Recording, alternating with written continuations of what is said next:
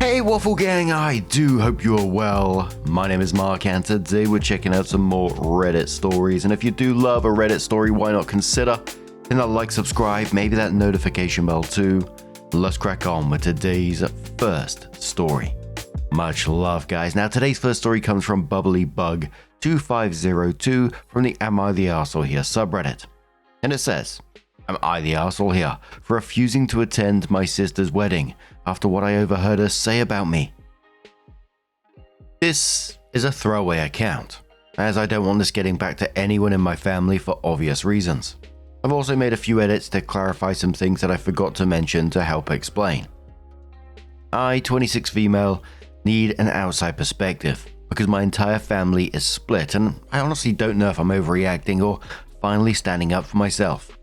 My sister, Emily, 30 female, is getting married in 2 months. Growing up, we were never super close. She was always the golden child.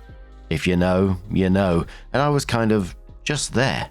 Not ignored per se, but definitely not celebrated the same way, etc. Still, I agreed to be a bridesmaid because my mum begged me and said it would mean the world to Emily. Planning has been stressful, but nothing crazy, until last weekend. Emily had a small bachelorette weekend at an Airbnb. There were 7 of us total, and on the second night, I went upstairs early because I had a headache and wasn't feeling well. Around midnight, I realized I left my charger downstairs, so I went back down. Quietly though, because I didn't want to wake anyone who may have been asleep. That's when I overheard Emily talking to her maid of honor. She didn't know I was on the stairs. She was drunk, laughing, and said, I only asked her to be a bridesmaid so my mum would shut up. She's always ruining things anyway. I swear to God, if she shows up looking for attention, I'll lose it. Her friend laughed and said something like, well, at least you'll look better next to her, so... Emily said, exactly, it's kind of a win-win. I froze. I felt like I couldn't breathe. For context, I've struggled with my confidence for years, especially compared to Emily.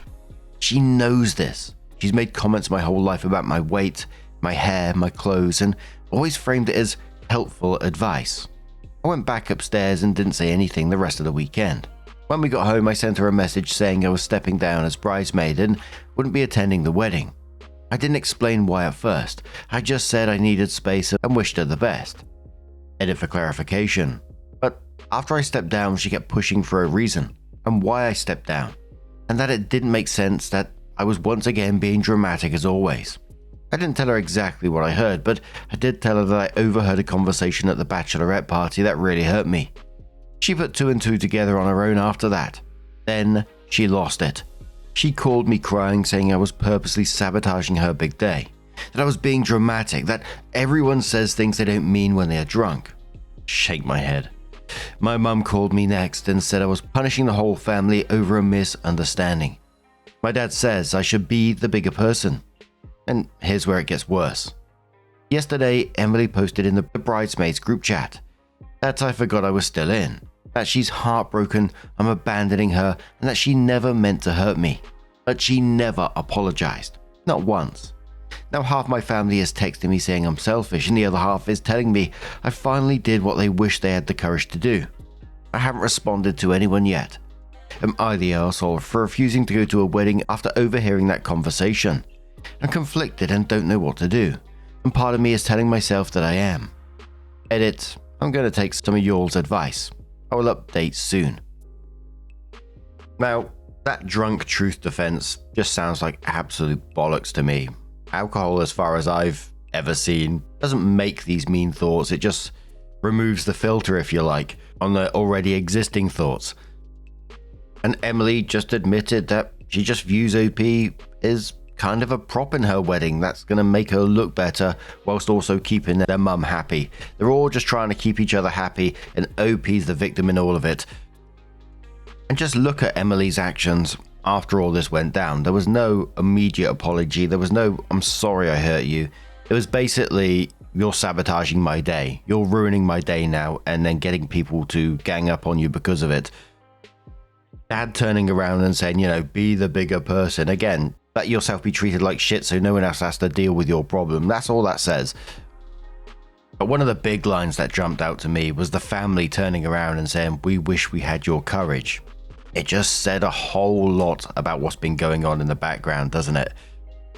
And just as I get older, the more I read these stories, I think OP has to ask themselves what Emily actually offers OP in any term of relationship, because it doesn't sound like anything. The commenter said to OP, "Not the arsehole. No, you didn't mean to hurt me, but you did. And you didn't bother to apologize. In vino veritas," which in Latin means in wine there is truth. OP then says, "I never knew what that saying meant, but now I do. Thank you. I truly appreciate it." A commenter says, "Your sister sounds like a two-faced yunt. Hindsight, you should have recorded her saying all that garbage and sent it to your whole family and her fiance. Fuck 'em all." OP says, "I wish I did. My phone was dead, and that's why I was going to get my charger, which led to all this BS." A commenter says, "I'm so sorry, OP. Your family sounds like they've taken you for granted for a long time now. Time to stand up for yourself. Be honest. They can choose to take it or leave it. It must really hurt. It will never stop until you make a stand. Ask for an apology and see what happens." OP says, "I'm trying really hard. It's always been hard for me because I hate confrontation, and this is how things usually go. Somehow, some way, I'm always the bad guy no matter what I do. So most of the time I don't even try. But I am now."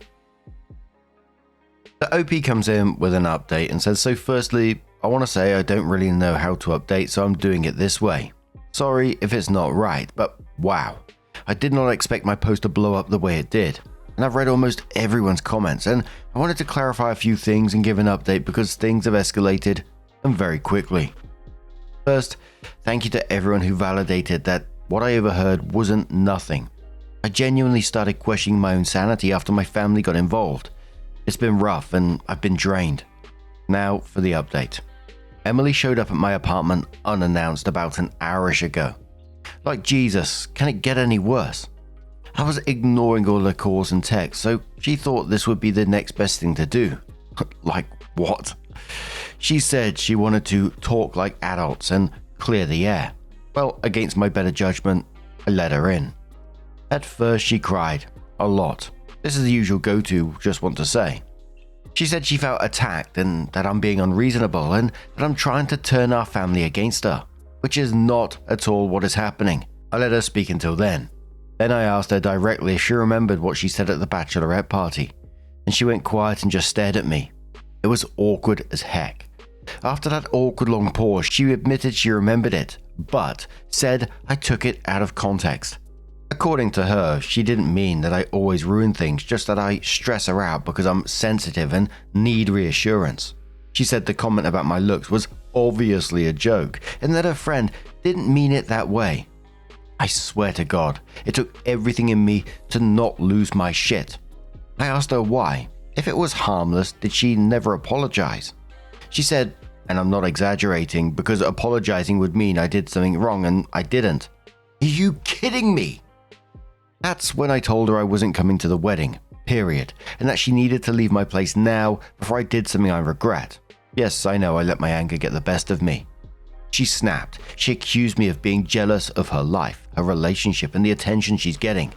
She said I've always played the victim and that this was just another example. Then she said something that honestly broke whatever was left of our relationship. You should be grateful I even included you. People would notice if you weren't there. I'm assuming that meant to say people wouldn't notice if you weren't there. I told her to leave, get the fuck out now, and that she was a vile human being, and she got up, slammed my door and left. About 20-ish minutes ago, my mum called me screaming. Apparently Emily told her I attacked her, that I called her a narcissist, and that I threatened to ruin the wedding. None of that is true, but my mum will not listen to me no matter what I say. It's like talking to a brick wall, and it hurts. My cousin, who was also at the Bachelorette weekend, texted me. I'm talking with her now. She said she overheard the same conversation I did, but even more was said than what I had heard. According to her, Emily also complained that I'd look bad in photos. Said she hoped I wouldn't get emotional and cry, and joked about putting me at the end of the bridesmaids line so I'd be easier to crop out. Like, I genuinely don't know how to handle my emotions right now. My cousin is apologizing for not telling me sooner, and she said she feels sick about it now. So yeah, as of now, I'm officially not attending the wedding. Emily has blocked me. Good riddance, honestly. My mum says I've destroyed the family, which I feel guilty for, but like, what else am I supposed to do? And I'm being uninvited from future family events unless I fix this. I feel awful, but I don't feel wrong. I guess I will update more tomorrow or whenever I can. Sleeping tonight is going to be rough. I'm being blown up and just need a damn break. A commenter says to OP after the update, "Thanks for the update. Not surprised she started out crying. To get sympathy, then did a 180 and got mad. To make you back off, then piled on accusations, justification for what she claimed she didn't mean, and finally whined to the rest of the family. Always gets her side of the story out first. Typical narcissistic behavior. You didn't call her a narcissist, but she's acting like one." Opie says yes. I tried so hard to keep my composure. And sure, I did say I didn't want to do anything I will regret, but I refrained from saying so much more. And I really wanted to say because I was just hoping that she would realize how much this hurts and how bad it is. But of course not, and now it's going downhill even more. The irony of Emily accusing OP of calling her a narcissist, even though she didn't, but then to actually act like a narcissist. And I just look at these relationships, like from OP's perspective, and I think, what actually is there? I know it's really, really difficult because, you know, this is her family and she's been conditioned for years and years and years with this kind of behavior. But I think at some point you have to ask yourself, what are they actually offering? Because I don't think that mum would have believed OP, even if she had like video evidence of what was said. It would have still been twisted round back onto OP in some way, shape or form. I mean, the mum already believes that Emily's version of everything is gospel without even hearing OP's side. I think the only thing that would be interesting to do is getting that cousin involved and posting their side of the story in that group chat. OP should just block them but ask the cousin to do this if they'd be willing to do so. So I think that'd be interesting, but again, it might be just more aggro for OP at the same time. But again, I just keep asking myself time and time again after this is like, what is there in terms of relationship? Could you actually ever see yourself in the future having like a loving, caring, trusting relationship with these people? Again, I know I'm seeing like 5 minutes of someone's life here, so it's always incredibly difficult, but from the 5 minutes I've seen, they seem awful. But now, I'm going to turn this one to you guys. What do you guys make of this situation? Maybe you can see a different solution to it. Let us know your thoughts down in the comments below, and let's move on to another story. Now, our next story comes from the Entitled People subreddit from Jesse Book, who says, "My friend took advantage of me when I was in the hospital. I was away from home for a month for a planned surgery plus recovery. This was a very intensive surgery. I'm 6 weeks out right now and I can still barely walk. At the last minute, my hired pet sitter cancelled on me and I was desperate to find a replacement. I offered that money to a friend who was having housing difficulties. She was to take care of my house and pets. I let her stay in my home while I was gone, and I even bought $300 worth of groceries for her. The agreement was for her to take care of my kittens and fish and to have the house tidied up before I got home. My car would be there in case of an emergency, but otherwise please avoid driving it. It's a lease and have an allotment of miles I can drive before I have to pay extra. After I was admitted into the hospital, she moved her own cat in and also her boyfriend in. When I got home, my house was an absolute disaster. Dishes piled up in the sink. Took me 4 loads to clear. Dishes and leftover food scattered around the house. Cat vomit left to dry on the floor. Bags of cat litter clumps in the hallway. Half full trash bags left in the entryway. Stains on the couch, floors and counters filthy. There was a 3-foot circle of wood ash on the floor around the fireplace. I used up about 80% of my winter wood pile. So now I didn't have enough wood to last me the rest of the winter. So here I am, post-surgery and barely able to walk. Scrubbing the floors, doing dishes, taking out the trash, sweeping and mopping and vacuuming. But there's only so much I can physically do before I'm in massive pain. Well, you guessed it. I've been in massive pain every night since that first night, doing too much trying to clean up after her. It hasn't even been a week. She tried to negotiate with me to stay at my house for several more weeks or longer, to help with the kids and take care of you. No, not a chance. But I'm so weak right now that I had to play it as tactfully as I could. What resulted was her staying an extra 2 days, her useless boyfriend sitting on my couch, eating my food, watching me clean up and not offering to help. She at least cooked food for me the next day. I called my 2 besties, a married couple, and asked them to come by to ensure these 2 left my house when the lift arrived to take them home. I told them hours beforehand to pack up and be ready to leave.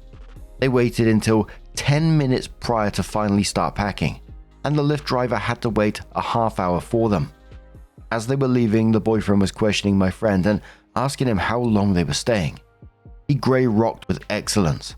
The boyfriend was all, "I'm just concerned about her and want to make sure she has the help she needs, and I'll be back to help out as much as I can." The asshole did absolutely nothing to help and made everything harder on me. As soon as they were gone, my real friends sent me to bed and helped me clean up my kitchen and living room. My kids also helped out. Even with that, I would still end up having to spend time over the next several days cleaning up after them. I still haven't tried to remove the couch stains, but at least my son vacuumed all the crumbs and such out of the cushions and cleaned up the fireplace. And then I discovered my car. I'd given her permission for 2 non-emergency trips into the city, about 30 miles away. She also admitted to using my car a little bit while I was gone. I was too weak to make a fuss of it. Well, it turns out they drove my car over 1,100 miles. These parasites took absolute advantage of me while I was at my weakest. So today, I sent a text requesting they pay me 30 cents per mile of unauthorized use, which adds up to $255. I'll either get some money back for my troubles, or I'll scare them away so badly that I'll never have to see them or deal with them again. Either way, it's a win. My word, that was just so infuriating to read, and I just, like, whenever we read stories like this, I'm just like, these people are out there somewhere, and they knew exactly what they were doing. The absolute audacity from the very start, like moving her boyfriend and a cat into your home while you were in the hospital having major surgery, and then left you to return to all this shit that happened. I just wish there was something legal that could be done about that, because that's just taking the piss, isn't it? But your approach on this, either getting some kind of compensation or never seeing them again, we know what's going to happen there, right? You're not going to see them again. It is that is a win, right? Not totally ideal, of course, because, you know, getting some accountability from them would be absolutely amazing. I think, you know, I know it's not always the best way, but I'd be out for my revenge, and that reading that was just pissing me right off. I think I'd have been taking photos of everything that they left and show anyone that knows them those pictures, because, as I said, it's taking the piss. Billy says, "Jesus, I'm sorry this happened to you, OP." OP says, "Thank you. It's hard for me to enforce boundaries even when I'm at my best, but I'm trying to get better. I've been learning and practicing ever since I divorced my cheating ex." Rated says, "Why in God's name didn't you ask your 2 besties right from the get-go? Why did you ask some scumbag friend?" OP says, "Yeah, they asked me the same thing. I was stressed and panicking and didn't think they'd be available with their jobs, especially since I live a good 45 minutes drive from them. I figured it was easier to help a friend in need than to impose upon them. I suffered for my choice." Nut says, "How old are your children? And where were they when these slobs were at your house?" OP says, "Elementary school age. I have 50-50 custody of them, so they stayed with my ex while I was gone." Someone said, "My ex couldn't help." OP says, "My ex is a cheater and a liar and deeply hurt me with multiple affairs. I would really, really prefer not to have to rely on my ex for anything other than what is strictly necessary regarding the children." Someone says, "Are the fish okay?" OP says, "Fish are doing well. Oh, and my water filter broke the night before I left and I had to spend another $70 on a new one. I'm just glad the pet store was still open when it happened." Someone says, "Is your cat okay?" OP says, "Kittens are doing well. Happy, healthy, well socialized. At least she took care of them well. People aren't all bad, and as much as she and her boyfriend used me, at least my pets were taken care of. I'm forever the silver linings girl." Random Nightmare says, "I'm so sorry this happened to you, when you were just trying to help out a friend, even at a time when you needed the most help yourself. Though we all of course need to be discerning, Please don't lose your beautiful kindness over this. I hope your surgery went well. Please take the best care of yourself and allow yourself to rest. Saying that the last party because I messed up my own C-section scar 2 weeks after I had my baby by cleaning and walking. I'm guessing you had something at least as invasive, if not more so, to contend with. Opie says, thank you, honey. It's been a little rough having to both clean up after my help and also take care of the kids. Fortunately, my older two have been incredibly helpful, and I've been feeding them with the slow cooker, super easy meals that last for days. My girlfriend stopped by on Wednesday to take me to the pharmacy and go grocery shopping for me. Then she spent the evening playing with the kids, helping with homework, and even made dinner for us. She was amazing. And I hired a nanny yesterday, and she's starting Monday to take the kids to school for me and help me around the house for a bit. I'm just going to have to bleed money for a little while. Opie replies to a longer comment who says, I love your advice. Thank you so much. I do have external cameras. I've been meaning to get internal ones for common areas, but there's only so much I can afford at once, and right now, all of my funds are going towards divorce and medical care. Once my divorce is finalized, I'll be spending funds on a restraining order against my abusive parents. I do have quite a few friends who have since offered genuine help, just most of them live far from me. They were just unavailable at the moment I needed them. When my hired help fell through, I was desperate to find someone. I was too stressed to think of all my options. Someone says to OP to change the locks, so OP says changing locks is something I know how to do. I had to do it after the divorce when my ex's parents decided they could just waltz into my house whenever they wanted, because it's the same house our grandbabies are in. I just bought the house off my ex in a divorce. Someone says, is anything stolen? OP says I was so scared my medicine would have been taken that it was the first thing I looked through. Fortunately, the only valuable jewelry I have I wear. My ex never bought me jewelry. They're all pieces I bought for myself after the divorce. I still have to check out the garage and see if things are where they're supposed to be. And yes, searching the house for anything illegal is definitely something I should do. It's just hard to do everything while recovering from surgery. I move slow, I'm in a lot of pain, and there's always something that needs to get done, including bed rest. And another commenter says, something like this, you need to go nuclear and publicly shame them on Instagram or Facebook or even any active group chat. It's shitty behavior, and very sus the boyfriend said he wanted to come back to continue helping. People need to be warned of parasites like these, or they will continue taking advantage of people. Opie says, I did. It got worse last night, and I ended up sharing it all within a specific tight-knit community that will spread the local word. So Opie did come back in with an update, and says, I didn't expect an update to happen so quickly. Honestly, I didn't expect an update at all. You may call me naive. You're probably right. I just always try to see the best in people and hope they choose to be good. It's time to use some names. Her name is Raven.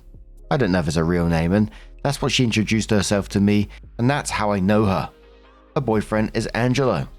The cat's name is Alvin. He's a sweetheart. A bit of background on me. I grew up in an abusive household. One of those never rock the boat homes where image was more important than anything else. If someone harmed me, hurt me, insulted me, anything, and I got upset, I was forced to apologize to them. My dad is also an explosive man. He was fine most of the time, except for when times he wasn't. When I was 18, he strangled me. I fled to the army, got away for 4 years, sent to war and got PTSD. My dad has only assaulted me a few times since. Over the years, the most recent was last June. The time before was last February, and he left bruises on me. I ended up marrying an emotionally unavailable person who would later become a serial cheater and blame me for the affairs.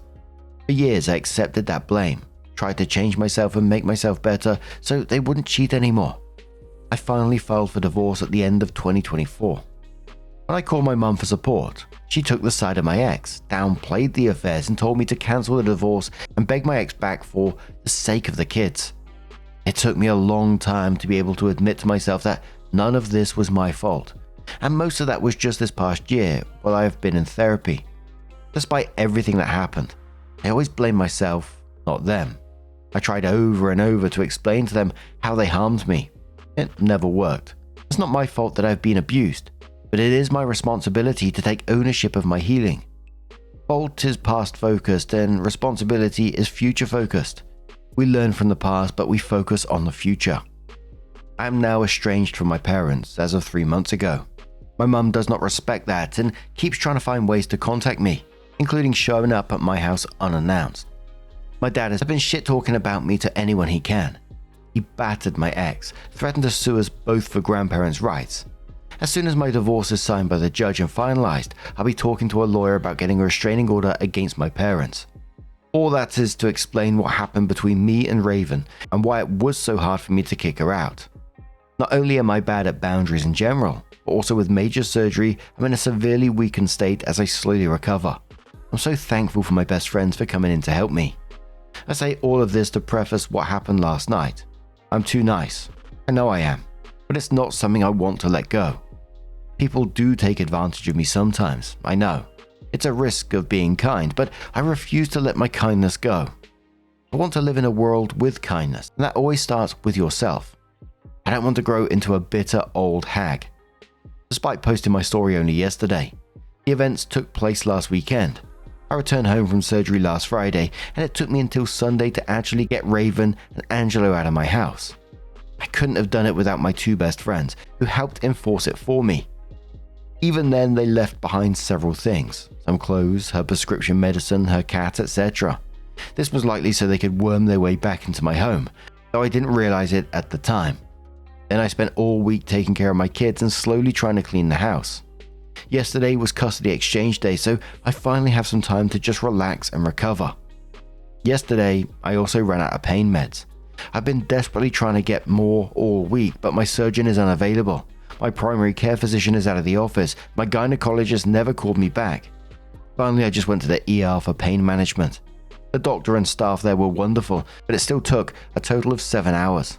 I didn't get home until after 9 p.m. At 11:45 p.m., I got a phone call from a local number I didn't recognize. I answered, and it was Raven. She was in tears. She said the house she was staying at ended up being a meth house and they were trying to kill each other, and she was scared that I was the only person she knew and she needed me to come get her. I told her I can't get her. I can't drive that much. I just got out of the ER. I'm on pain meds that make it so I can't drive. I'm not going to put myself around druggies, especially in my current state, and I can't bring her back to my home. I need my home to be for me. Her attitude immediately shifted. The crying immediately stopped. The pitch of her voice dropped and she said something about, "Fine, I get it. I'll figure it out. It's not your problem." She hung up. I didn't remember exactly as my pain meds made my head fuzzy. After that, she texted me. I'll copy and paste the response as this sub doesn't let me post pics and I can't share the screenshots. Raven said, "I'm sorry I asked. And also you can tell me, are we not friends anymore? Did I do something really bad?" Fucking cheeky so-and-so. OP says, "Call 911. You're in danger and so is everyone around you. Get the police to arrest them and get you to safety." Raven said, "I already did." OP said, "Good." Raven replied saying, "I don't know what to do anymore. The cops are here but they won't help. It looks like the cops left doing nothing in the process. I'm sorry. It's okay, I'll figure out something." OP says, "At this point I wrote a long message about how I can't have her back. However, I took a lot of advice given to me on my last post, especially the criticism calling me a doormat, calling me naive and saying this was my fault for being too kind. So I copied what I wrote into an AI and had it rewrite it for me so I could better enforce boundaries. Here's what I wrote originally but didn't send. You have to figure that out yourself. I'm not your rescuer. I have my own health to take care of and my own children. Besides, I have given you a lot already and you abused that. You left my house in shambles. It's taken me all week to clean up after your stay, and there's still more to do. I've torn stitches trying to make my own home safe for my kids. I'm not safe around you and Angelo. He especially scares me. I'm fairly certain he's an addict. For the time being, you're not welcome at my home. If you show up, I will call the cops, ditch that man, get stability in your life, and I may reconsider. For now, Alvin will be taken care of." Here's what I actually posted with the help of the AI. "I'm really sorry you're in a frightening position. I'm not able to help beyond encouraging you to work with emergency services and local resources. I need to be clear that I cannot be your rescuer and I cannot take on crisis support, transportation or housing. I'm recovering from surgery and need to focus on my health and my children. Due to what happened during your stay, including the condition my home was left in and the negative impact on my recovery from it, you and Angelo are not welcome at my home going forward. This boundary is firm. If you show up here, I will call the police. Alvin will be cared for. I wish you safety, but I can't be involved beyond this." So Raven replied saying, so the stuff I left I can't get back. Not even my cat. Me? I replied, please send me a list of the personal items you want returned and an address where they can be shipped. I'm not able to arrange in-person pickup. For Elvin, I will coordinate a drop-off at a vet or shelter, and you can retrieve him from there. If you have a preferred vet, please let me know. Otherwise, I'll select one. Raven said, the stuff I don't care about, can you please just drop my cat off? Then I can get him.